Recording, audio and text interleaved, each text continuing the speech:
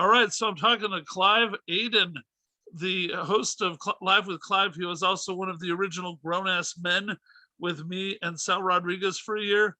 And that was like a Howard Stern kind of a show. And Live with Clive was kind of was a big musical showcase. And Clive is also not only one of my favorite people on earth, but he's not just a funny guy, but he's an amazing musical talent, singer, songwriter. I don't know if you don't like using the term rapper. I'll let you describe yourself in a second, but just all around amazing talent. And so I bring you Clive. So how would you describe what you do, Clive, musically, just so we get that down right? I actually don't mind the term. Like, I used to be kind of like, related to the term rapper, but I kind of don't mind it anymore as long as people understand that, that rapping is just a part of what I do. Yeah. And because I feel like, like a lot of time rappers, they kind of get boxed in and kind of get a bad rep. And I don't want people to, generalize me in that category because my music isn't necessarily rap music. Rapping is involved though. And I just describe myself as an artist. I'm just an artist. Okay. Yeah. So how did I forget how we met at the last bookstore in LA at the Speakeasy show like almost 10 years ago now, I think. And you were performing. It was just this amazing freeform talent show that all types of musicians and spoken word performers would be up at. And you knocked my socks off, and I was like, I gotta get to know you.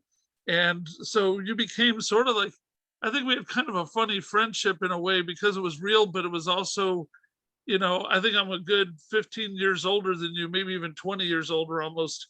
And I'm this fat white guy, and then you're this young, hip, in shape black dude. Like, I don't think anybody would ever expect the two of us to be as good friends as we were. If you would put us together on the street, I bet they would never peg it that way. Yeah, and then also because my politics have changed since then, but our past politics work didn't fall in line with each other either. So it's like, you got the conservative older white guy and the young like hip black guy and stuff who are like walking around the streets together and shit. So that's a cool issue. But that never even like came up or played a role in our relationship. And that's cool. Yeah. Do you remember like do you remember how I even got on Radio Titans the first time? How you were what on Radio Titans? Do you remember how I became a guest on Radio Titans? No, please tell me. That's something I was going to ask about. So I ran into, after the last bookstore, I'm not sure how much further after it was, but I ran into you randomly on the Red Line platform, and I think like one of your guests had canceled or something like that, and you invited me to be a guest on the show. Like I think it was like that same night. I think you were heading to the station in Hollywood. You guys had a station in Hollywood, remember? Yeah. And I guess like you were heading there, and I guess one of your guests had canceled, and you ran into me. This is our second time seeing each other. And we remember I approached you. We remembered each other from the last bookstore, and then I was down to come through and be on the show, and then the rest is pretty much history. Yeah, after that, that was the same show when I did I'm Sick, when I did on my piano phone. Yeah, that's right. Yeah, and the rest is history after that. Because I remember that you did that song, and I'll find a way to play a clip of it for the movie probably. But or if we have, I think you did it live for us to the tape of the music. So I'll find the real live audio. We've got everything, and I'll play that in the thing. In the movie, but I have a copy of that too. That you sent, because you took that snippet from the show to send to LA Weekly. I remember, and you sent. Oh yeah. I still have that. So if you need it, I can send that to you. Oh, that's cool. Yeah. So you wound up like you were just a guest in our Hollywood days. I don't think you had a show yet. You were a guest on Grand Theft Audio sometimes. Do you have any memories about your first impressions of doing as a guest the shows with me? Like as far as like Grown Ass Men, or no, I mean on Grand Theft Audio, I think I probably had you a couple times on there before we moved downtown and did Grown Ass Men. Yeah, I think I was on there twice. Okay. I remember, one episode I remember what's his name? I think his name was like Jason or something like that. Do you remember? Well, there's Jake Belcher was my co-host, and so was Brant Thoman. But there was another guest who was on the show, but I met him that night. His name was like Jason Picard, I want to say. Oh yeah, Jason Picard. Yeah, he's a white Jewish guy who does funny raps. Yeah, so I remember being on that episode with him, and we just had a lot of fun. I remember Antonio was there, and I still have that picture too. We have a picture from that night. With oh, that's right. Yeah. I just remember having a bunch of fun, and this is us first getting to know each other really, and so I was just starting out doing music. So I was just like really like happy to be there and happy that somebody invited me to be on a show and thought my music was dope. Yeah. So then, do you have any memories about, because we're trying to ask the people who were there in Hollywood, because the Hollywood building, just to give you a memory jog in case this helps spark a memory, because most of the stuff we'll talk about will be downtown, but Hollywood, that building had a drug den in the basement, like a gang was actively dealing drugs out of the basement. We were on the second floor. Third floor had an illegal card game, another illegal gambling. And down the hall from us was a methadone clinic for homeless crazy people. And so there was always craziness going on. And then outside on the street, we would hang out in front of the building and, deal with every imaginable kind of Hollywood weirdo. Were you around enough to remember any of that stuff or not? I actually found out all that stuff about that building like later on, just from being around and being in Hollywood. During like when I was first on the show, I had no idea about that stuff. But spending time in Hollywood, I discovered that building was a hella ratchet, hella stuff building, and that building ended up actually getting shut down. Oh, the building got shut down? Yeah, they kicked out all the tenants and they boarded it up. And that building had actually ended up getting shut down because they had somebody even running like a weed store out of there, like an illegal weed store. And it ended up being a nuisance, and so they shut it down. Wow. Yeah. Well. Okay. So then, what happened? I'm not going to go into all the details right now because it doesn't really fit this. Doesn't matter in how you would see it. But the night you were there and we took that great photo, we were clearing out of there because we got evicted. And then, like about 6 months later, I decided to come back and try Radio Titans again downtown, and I lucked into the block, and that was like a really swank set of offices. We had a 6-room suite in the middle of a bunch of nice offices on the 11th floor of a skyscraper with a skyline view. It was like a whole world of difference, but it was also, there was a whole giant group of people that were involved in making it run. It wasn't just me and Jake and a couple other people. It was like, 20 or 30 people were coming in and out of there who had some ability to make it run. And I thought of it as like a big creative circus. What was your impression of all that? I would, it falls in line with that, especially with like Jake. I know you had to put Jake in like a leadership, like management role and everything, and like he's just an eclectic person. So, like with him, it was just an interesting dynamic of people because you had Jake, you had me. I remember Christina. She used to be more involved. Remember Christina? Yeah. She used to be more involved during the beginning. And it was just like a very like eclectic group of people who all had very different but strong personalities, and that just makes for an interesting story. And so it was it was a circus that, especially on my show. Sometimes we'd have like in that small room, we'd have 15, 20 people in that room sometimes. and then I remember the time probably my jerkiest moment towards you was that the one time you guys had a giant dog in there that was like the size of a fucking cow, and I opened the door. Huh? We had a big ass Saint Bernard. I know, and I was like, I don't know why I freaked out so bad. I think I hate dogs anyway. Like I got bit when I was a kid, so I'm scared of them anyway. Huh?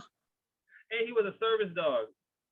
And but it was so big, and I thought, oh my God, how did you get it in the building? But of course, if I had just calmed down and listened, and you guys could have told me it was a service dog, that explained why the security guards let it in the building. Because I thought, oh my God, you're gonna break everything with this stupid dog. You're gonna get me thrown out for having a dog, and it was all legal, and I was an idiot and a jerk. I really reamed you guys out. It was so bad. Hey, so I But want you yeah, to never felt like you were actually like, you know, that I've never felt that you were a jerk at all. I just think that you were, you know what I mean? You had your reserves and shit, and you know what I mean? I just dealt with it how I dealt with it. I never really take it too personal because I know that's just like, you know, that's just you, and it's not a big deal. So okay. So then, okay, so with Live with Clive, how would you describe the vibe of what you were going for? And do you think you achieved what you wanted to achieve with it? so first I gotta let you know that I didn't even know what I was going for. This is so when you approach me with the idea of hosting a podcast, like I had never had the idea to do it. It wasn't something that I ever like, you know, thought I would do or wanted or desired to do. But I knew that it was a great opportunity, and like, you know, I had this opportunity like in my hands that you were presenting me with, and so I just accepted it because I'm like, you know, I mean, I'm not gonna turn something like that down. And so you know, I just began to, and I was just a lone person who had never done anything like it before. So I figured that I'm just gonna start trying to find somebody to be a co-host, and I eventually chased down Verbs, and Verbs became my co-host, and we were growing in it and learning in it together. And so it wasn't ever really like you know, an idea, like, you know, kind of just organically grew into what it became, and it became like a hub for like underground LA music and even more than just music, underground LA art. And so you know, like we were just like me and Verse, we were kind of just winging it, honestly. And you know, if you listen to if you can see the old shows, you can see our development from the first show up until, you know, our later shows where, like, you know, in the beginning we were kind of just figuring it out, and then by you know as the time passes by, we had our whole intro, and you know had different co-hosts, and you know had our DJs and everything, and we had a whole operation behind it who would show up like every Monday night to help run Live with Clive, and it really did you know help solidify like the art collective of Death LA and Snatch Power. So what would you do you have a favorite memory from the show? Like, you know, funniest thing that happened or the best musical performance, anything that springs to mind?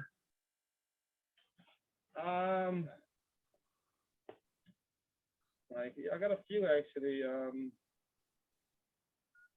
I don't know if you know, like there's this band Interwave, who we had, and they're like dope ass, you know, like they like I can't even call them indie band now because you know, they were on a lot of Coachella now and everything, and so that's cool to see them go from like being on our show and like in the underground world to being on a lot of Coachella, and they're an awesome band.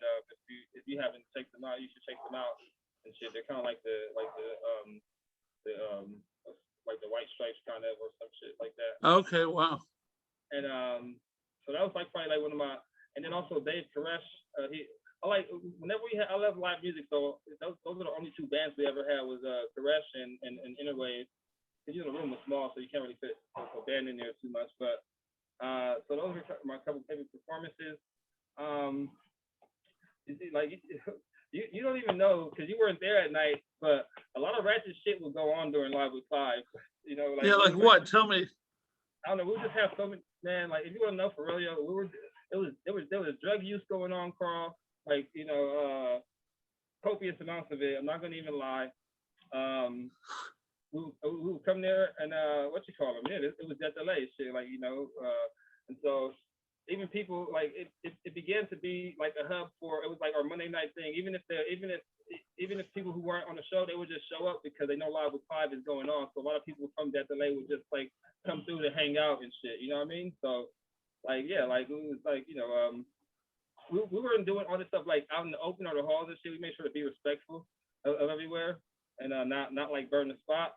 But yeah, at that time we were partying a bunch of stuff, you know. So we would come to Live with Clive, and that was like our pregame. We would like have our show, have some drinks and shit, you know what I mean?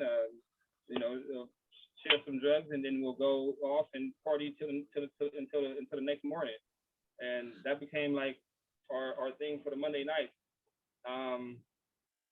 What was Death LA? Can you explain it for the people that don't know? Well, Death LA is an art collective that was started by some of my friends, and it's an art collective that's full of musical artists, visual artists, writers, dancers, and we all have our own individual kind of thing going on, but we come together as a collective to support each other, and we call ourselves Death LA. And Death LA is just it's DTLA, so it's spelled like capital DEA, Okay. and then LA. So it's just kind of like a play on downtown LA, and we just called it Death LA. Okay. So then, were you the one who introduced Snatch Power to Radio Titans? Yeah. Yeah. So tell me about Snatch Power, and also I need you to help me get in touch with somebody like Uhuru. I want to interview them and include them. Yeah, so actually what happened was, Semi was a part of Snatch Power. And, so what was so dope about Live with Clive is that, like, we just started it, and it's kind of like the saying, like, if you build it, they will come, Like, me and Verse, like, we started doing it, and we kind of, like, really never have to look for anything after that, because people, they just came on and, like, were willing to be a part of it and to help. And Semi, she became, like, a co-host and everything, and a DJ, kind of organically. I don't even ever really remember like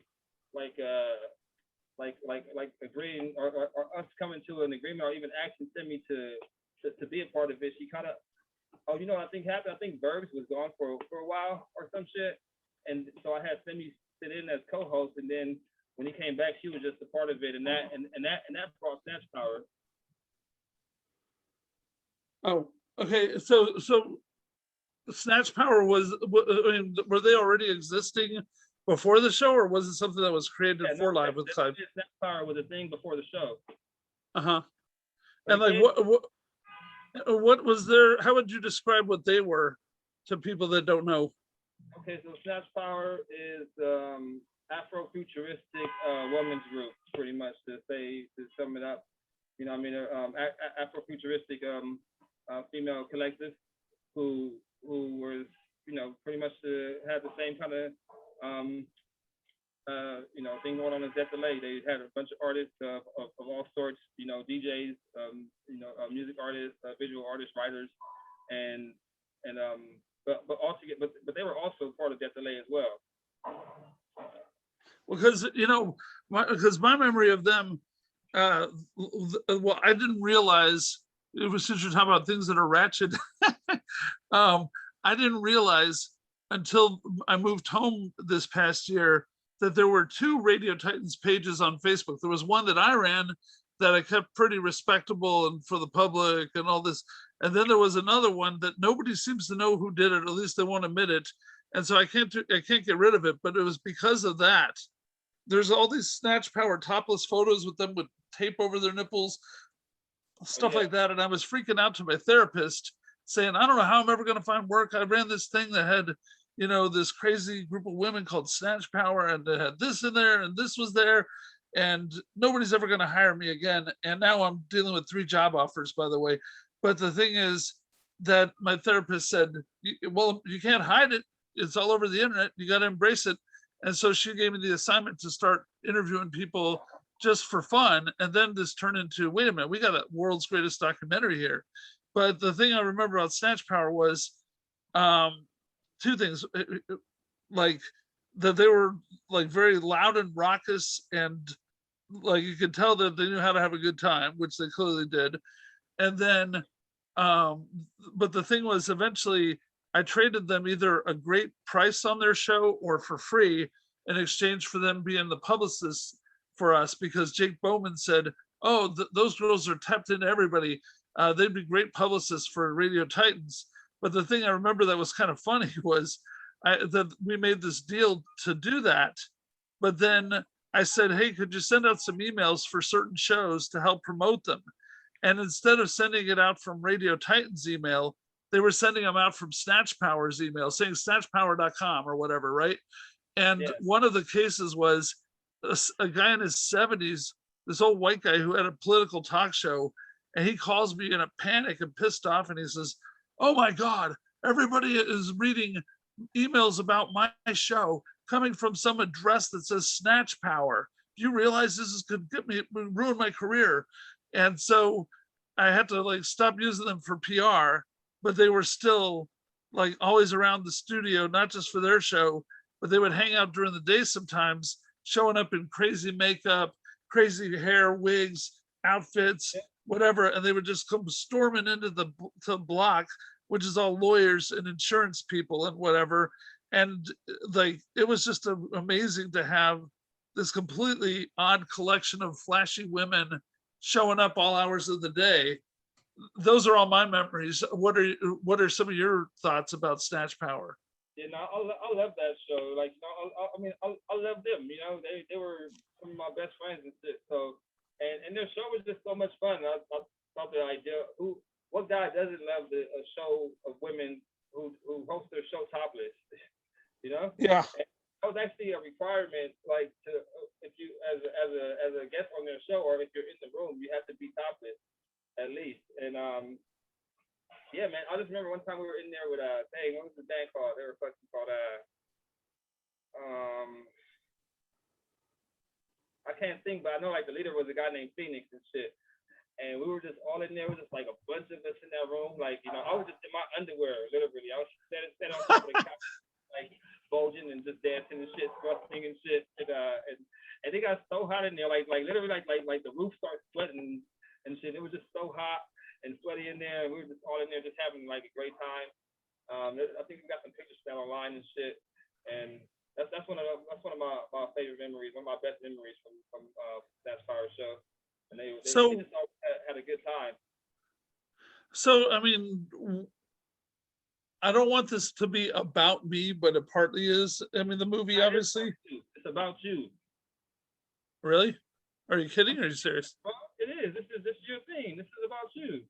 That's what okay, all right. Well, I'm just trying to be modest, I guess. But I mean, what do you? What like one thing that seems to keep coming up from people is how strange it is that a white conservative Catholic Republican who maybe got high twice the whole time during that time and never got lucky was in charge of this crazy arts scene where with everything goes with every kind of person under the sun. And one reason why Netflix is interested, we were told, is that it was pitched to them by one of my old partners as this is what America was, because we ended right before the 2016 election. We stopped being downtown October 2015. And they were saying this is what America ought to be like and what it was before. And I am a Trump fan, and I know you're we can cut out if you don't want it to be known. But what I'm trying to say is that I'll admit that Trump was very divisive, and I'm somebody that I just had it in me. If you were interesting, I didn't care what your age was, what your race was, what your gender was, sexual orientation, whatever. I don't know why I was this way. I still feel this way to this day. But if you were interesting, then you were welcome to be at the party and to have a show. And just wondering what your thoughts on that were, and what do you think? Like, I never had a serious conversation with Snatch Power pretty much ever, because it was always such a funny, odd vibe with them. And I would love to ask them. So, what did y'all think of a fat white guy being in charge of this scene? Because I bet they normally wouldn't want to have anything to do with like an older fat white guy. You know what I'm saying?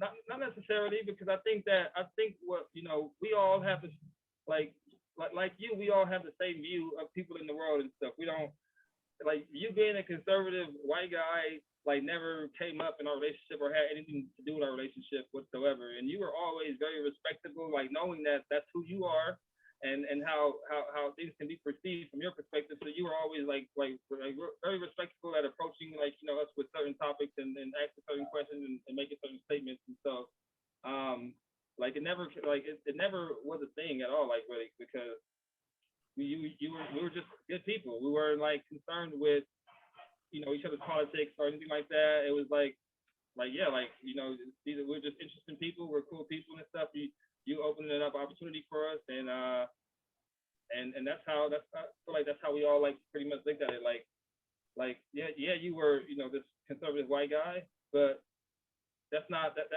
who you were first and foremost to anybody. Okay, well, thanks, man. I appreciate it. First and foremost, you were Carl. Like that's you were just Carl. You weren't Carl like the conservative white guy. You were just like Carl, the owner of Radio Titans, who got the studio for us to do our show on and shit, and we were pretty grateful for that. All right, thanks, man. Is there anything else that you? I guess, is there any thoughts you have about whether this, like one guy that was talking about how he thought that this was a sign of how America ought to be. It was this guy older than me, even white guy, who was a photographer, and he took all these pictures of everybody one day, John Eder, and I think he probably got your photo. I know he took Snatch Power. We've lost the photos. We're trying to find them on hard drives that Johnny now has.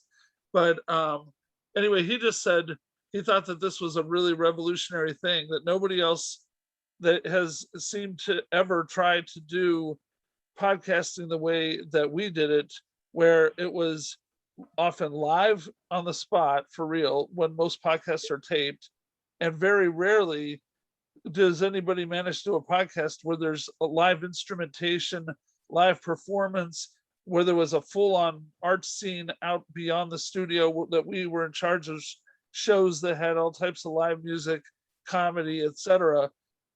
So any thoughts about that? Like, do you think it was a revolutionary thing, or do you see it some other way?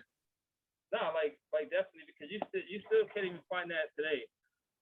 You don't find a platform that's open for everyone. If you any like platform or like media outlet is geared towards certain kind of demographic, and you rarely find one that's like we were like a bipartisan platform, like, yeah. And you don't find that at all. You still can't find that. If you turn on your TV or news, you're not going to find that whatsoever. You turn on the radio, you won't find that. And so it was definitely like a revolution, because on the same show where you have the conservative guests, you have hella liberal black females who are topless. Yeah. All right. Well, if anything else you want to say, or otherwise I'm set as far as taping it.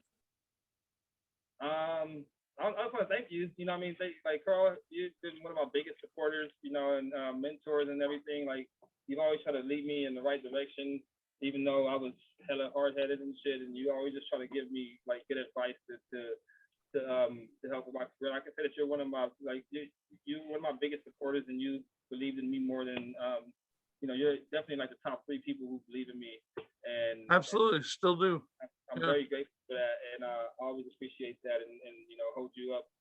So I'm always honored to do anything that I can to assist you.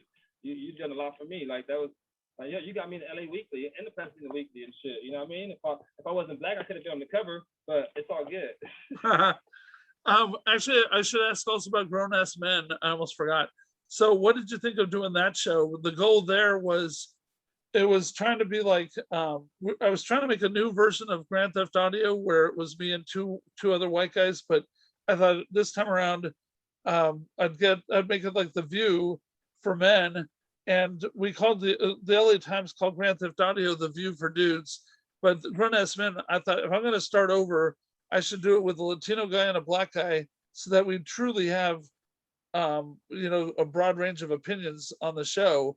And we had a lot of fun guests. I have to look at the list. I haven't got it yet from Johnny, but I'm familiar with Tim Meadows though. Oh wait, Tim Meadows and fucking Jim Belushi. Those were like, I know Jim Belushi was cool. Yeah, I'm trying to find him. We almost tried doing the Jim Belushi show. Me and Jim Belushi talking about Tupac.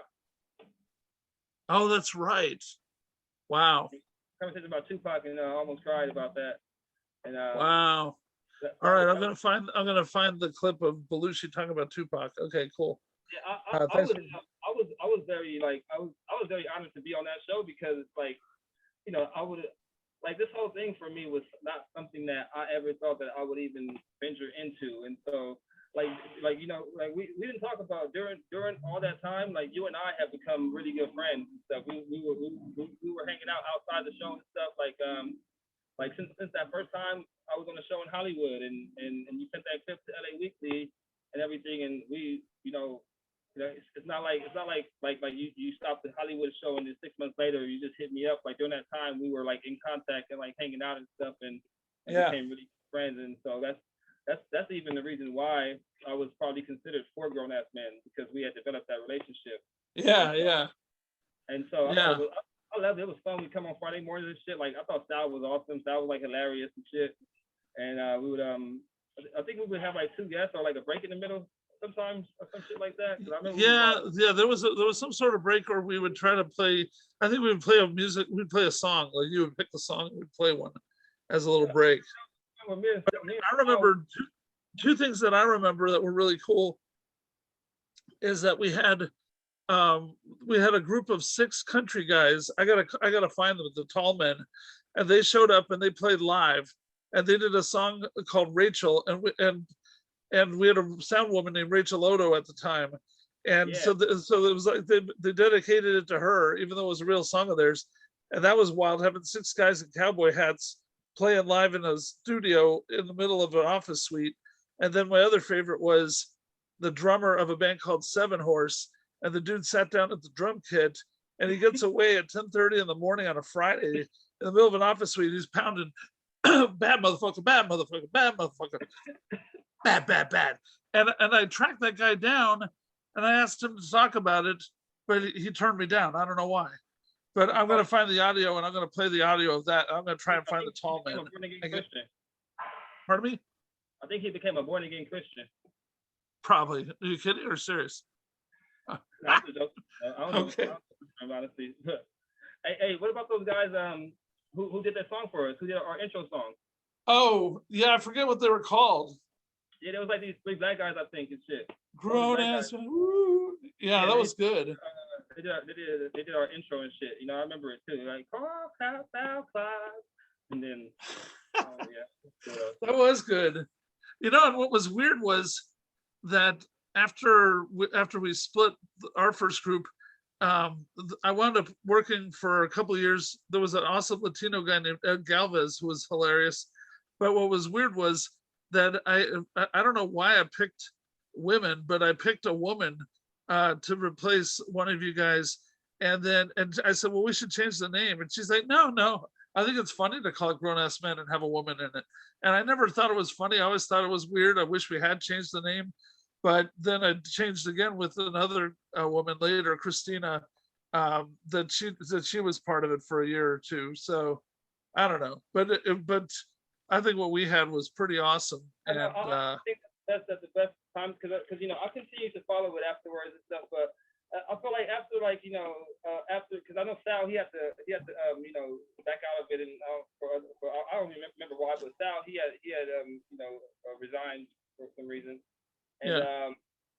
And I honestly feel like that kind of like we had built such a a dynamic and a vibe and shit, and without him, it's like without that kind of took it out of me too, and honestly, and I wasn't, I began to not be as on point. Yeah, exactly. I forgot. I just wasn't like as into it, just straight up. You know what I mean? And I wasn't as motivated. I guess that's what I'm. Yeah. Okay. All right. Well, hey, I think I got everything I need. I'm gonna hit pause or stop on the recording, but I want to still talk to you. Word. Yeah.